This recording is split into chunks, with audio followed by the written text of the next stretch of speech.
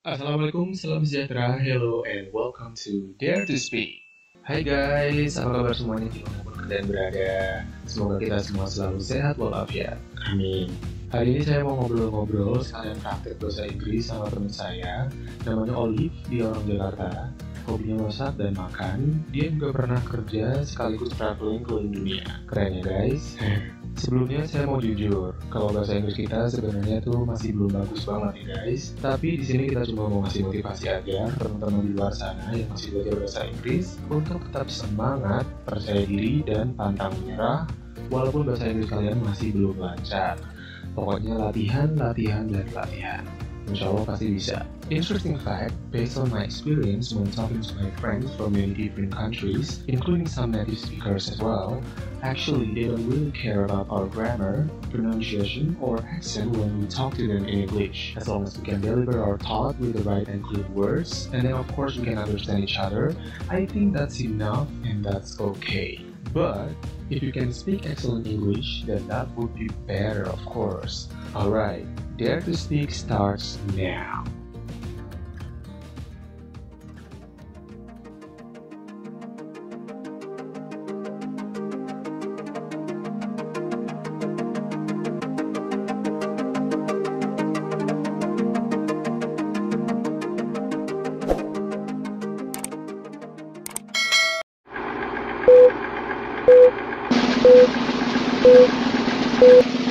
Hello, good afternoon, Olive. Hello, good afternoon, Adib. How are you? I'm good, thank you. How about you?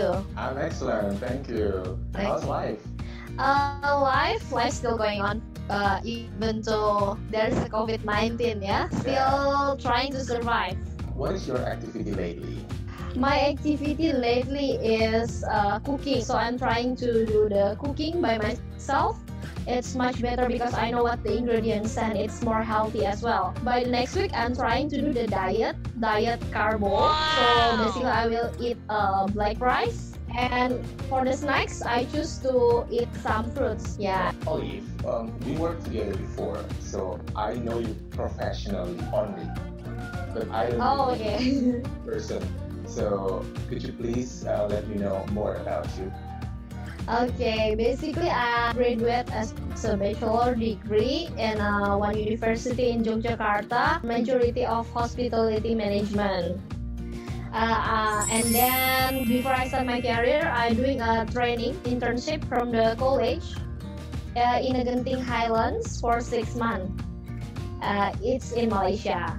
It's in hotel as well. And then after that, I go back to my city, to Jakarta. I work as an assistant supervisor in a restaurant in a mall for a year. And then after that, I work as a flight attendant for 2 years for domestic airlines. After that, I decided to go back to Yogyakarta to finish my study because at the time I stopped it for 2 years, I think, yeah, around 2 years. And then after that, after I graduate, then I apply in a cruise ship. What inspired you to choose to study hotel management?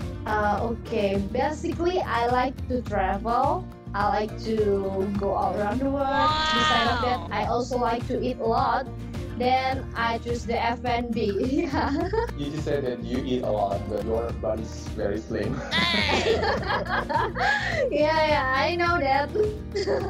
Yeah, but my cheek is very big, yeah, like a bubble, if you know.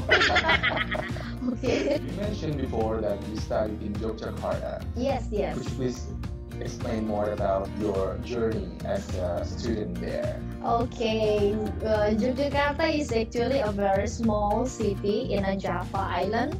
Everything there is very cheap. I mean, compared to Jakarta, of course, it's much different, yeah. Yeah, and then all the person there is very welcome and warm. They really care about each other. If you live in Jakarta, it's a metropolitan city, which is the people mostly they just like don't care each other. You have your own life in Jakarta, yeah. But in Yogyakarta, it's not like that. They really care about you as a neighbor or as someone else or something like that. Besides of the cheap living costs, also the education also very good. And people in Yogyakarta is Japanese, and the way they call person is like kamu and aku, not like in Jakarta ya, gue elo. Yeah, that's why. Yeah, the first time I came there, and the first time people are like, why you talk like that? And then they realize that I'm from Jakarta. They always make fun of me like gue lo. Yeah, and I also don't talk like aku kamu ya, because in Jakarta if you say like aku kamu, it's like for your boyfriend or your girlfriend or someone else that's very close to you.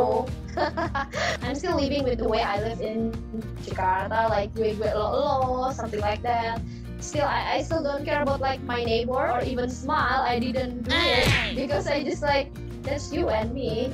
Maybe the way of living I changed after 6 months. Like I'm trying to like talking with person in aku kamu and start to understand Japanese language, something like that. I want to ask you about the restaurant host. Could you please explain what is the duties of the restaurant host? The duties? Okay.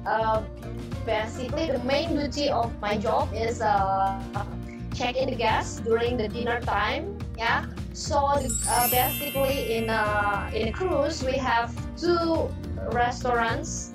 The free one, the one is buffet. The other one is the dining room. So I work in the dining room during the night. So I have to do the check-in for them. Like I find a seat for them and then make a reservation if necessary.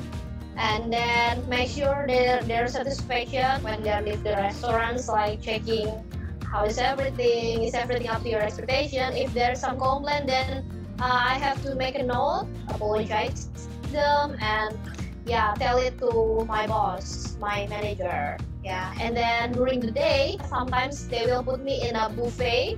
So if they put me in a buffet, basically my duty is just like go around, walking and make sure everything in place. Yeah, like there's no empty food in the buffet. Also, like make sure all the staff doing their duty.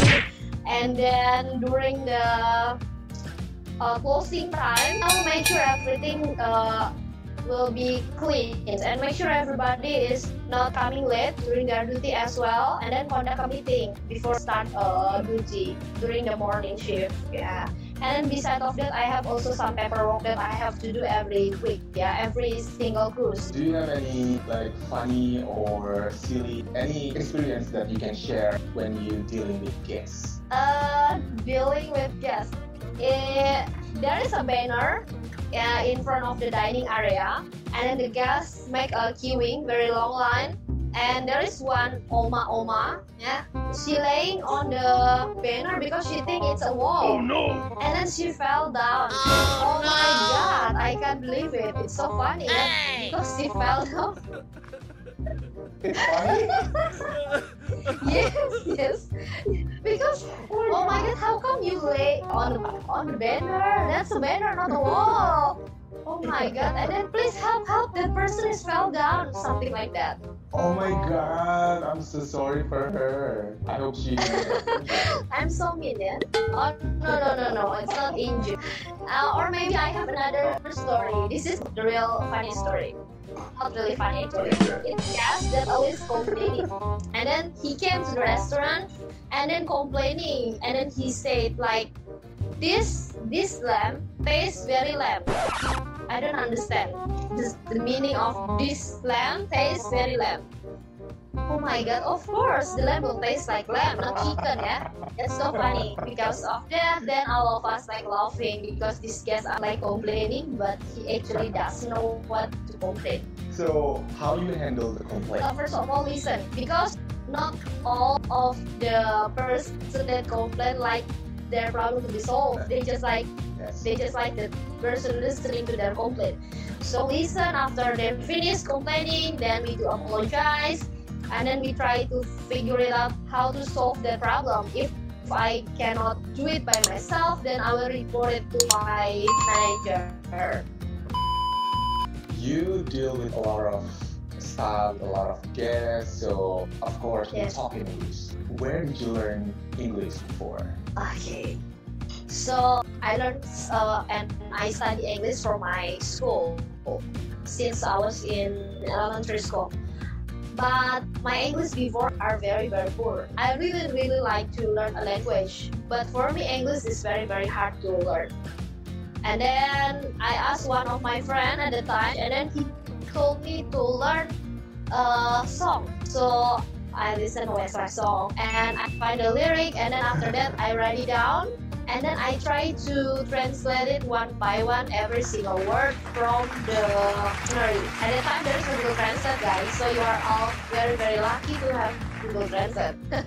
So I have to open dictionary one by one and translate it. As time goes by, my vocabulary getting more and more, and then if you have a lot of vocabulary, then you can try to use that as a sentence, right? So I try to talk with a person in English. I'm trying to find a foreigner to be my friend, and then we talk in English. And also when I'm in university, I do the training in Genting Highlands before, right, in Malaysia. There I learned to talk in English because people there talking in English, also with Cantonese or Mandarin. But most of the time I'm talking in English. So from there, I gain my confidence to talk more and more. Yeah, until now.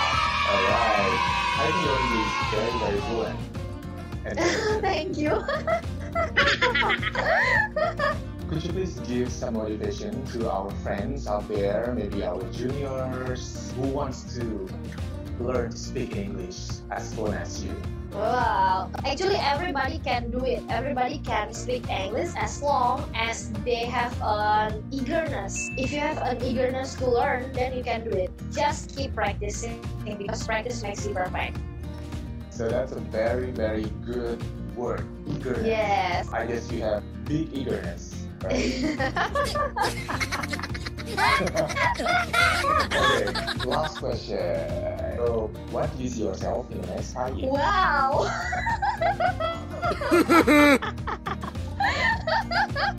It's a very hard question. Ta-da!